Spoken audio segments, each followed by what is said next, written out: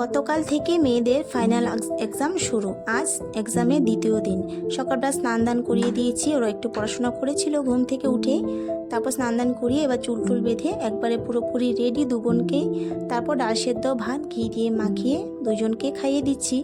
আর এটা খেতে ওরা অনেক ভালোবাসে, তোমরা দেখেই নিয়েছো কি বলেছে গুনগুন। এটা খেয়ে ওরা স্কুলে যাবে। তারপর এদিকে আমিও রেডি হয়ে নেব স্কুলে যাওয়ার জন্য, কারণ মেয়েদেরকে দিয়ে আসার দায়িত্ব সব সময় আমারই থাকে। এভাবে ওরা প্রণাম করে নিচ্ছে, দেখো বড়দেরকে প্রণাম করে যে পরীক্ষা দিতে যেতে হয় সেটা জানে। এবার ঠাকুরকেও প্রণাম করে নিবে। আর মা ঠাকুর দিচ্ছে, আজ মা পুজো দিয়েছে আজ। এবার দিয়ে আসি আমি স্কুলে, তারপর এসে ঘরে কাজবাজ করব। এইভাবেই দুই বোন যাচ্ছে। এবার তুলসী বেদিতে ওরা প্রণাম করে যাবে। আজ ঝিরিঝিরি বৃষ্টি পড়ছে, আজ ওয়েদার খুব খারাপ, মেঘলা ওয়েদার, বৃষ্টি পড়ছে। গতকালও বৃষ্টি হয়েছিল।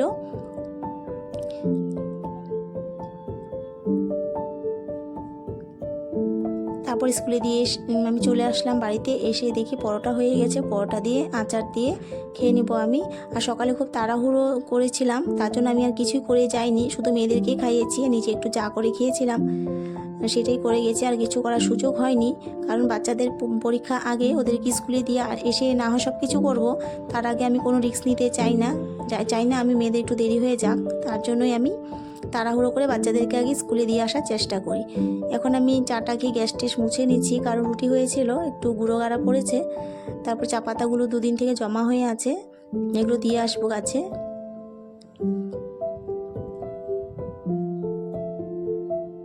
আর ভিডিওটা যদি ভালো লাগে একটা লাইক করে দিও, আর কমেন্ট করে জানিও।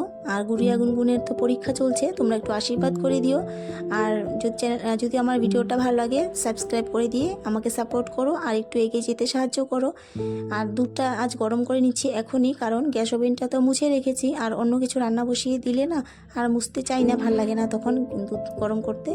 পরীক্ষা দিয়ে চলে আসলো, আমি নিয়ে আসলাম গিয়ে। এবার প্রশ্ন জিজ্ঞাসা করতে বসে পড়লাম, কি করেছে না করেছে। আজ তো 50 মার্কের পরীক্ষা ছিল, 2 ঘন্টায় ছুটি হয়ে গেছে। গতকাল 100 মার্কের ছিল, গতকাল 100তে 100ই করেছে দুই বোন। আজও 50-এ 50 করেছে, কিন্তু হ্যাঁ লেখার কথা আছে, কি লিখেছে বানানগুলো শুদ্ধ হলেই তবেই না 50 পাবে বলো। তো এইভাবে আমি প্রশ্নগুলো জিজ্ঞাসা করে নিচ্ছি, সবসময় যেটা করে থাকি। আমি খুব উত্তেজিত হয়ে থাকি যে কখন আসবে, কখন আমি কি জিজ্ঞাসা করব। আজ তাহলে আসি, ভিডিওটা এখানে দেখা হবে আরেকদিন নতুন আরেকটি বলার সাথে।